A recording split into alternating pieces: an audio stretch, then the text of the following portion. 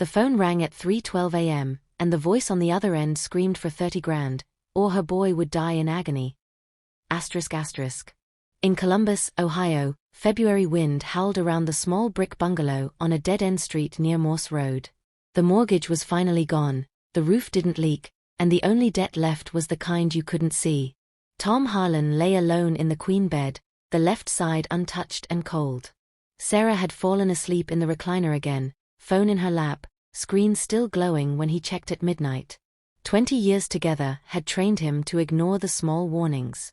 The call came from Sarah, voice ragged with terror.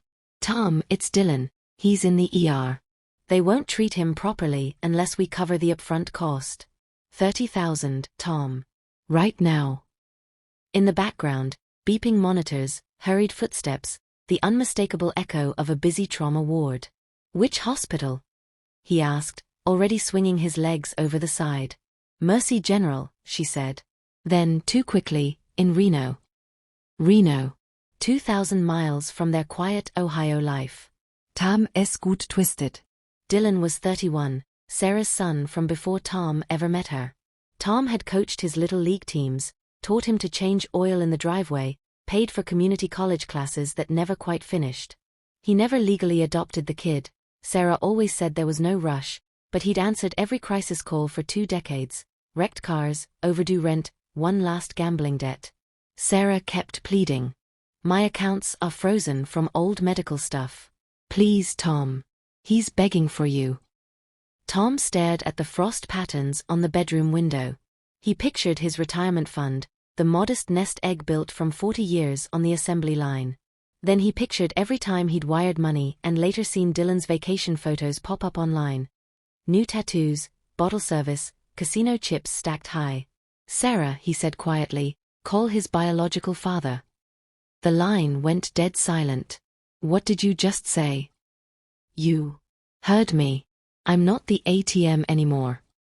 She exploded, screaming about cruelty, about family, about how Dylan was in excruciating pain and Tom was abandoning him. Somewhere behind her voice, a nurse murmured for quiet. Tom ended the call, powered the phone off, and, for the first time in years, slept straight through until morning. He woke to knocking. Hard, official knocking. 2 detectives from the Reno Police Department stood on his porch, breath fogging in the cold. They read his full name from a warrant affidavit. Dylan had been arrested after a brawl outside a casino. During processing, officers discovered a $75,000 casino marker taken out in Tom's name, complete with his social security number, forged signature, and scanned ID. Tom's knees nearly buckled. By noon he was at the kitchen table with his oldest friend, Mike, spreading credit reports like autopsy photos. Soft inquiries dating back months. New accounts he never opened. Insurance refunds diverted to a bank in Sarah's maiden name. Mike didn't sugarcoat it. This wasn't Dylan flying solo, buddy. Somebody close had access to everything. That night Sarah came home late, eyes red, carrying takeout she claimed was a peace offering. She talked about hospital bills, surgeries, lawyers. Tom nodded, ate in silence, and waited. Days blurred into careful performances, her sudden affection, his calm distance. He froze joint accounts, changed passwords, met quietly with an attorney. He found the hidden folder in the file cabinet. Copies of his birth certificate, passport, tax forms, paper clipped to a casino pre-approval letter addressed to him. One evening Sarah sat across from him, voice trembling. "Tom, we're going to lose everything if you don't help. You're the only stable thing we've ever had. You're the safe name on everything." The words hung in the air like smoke.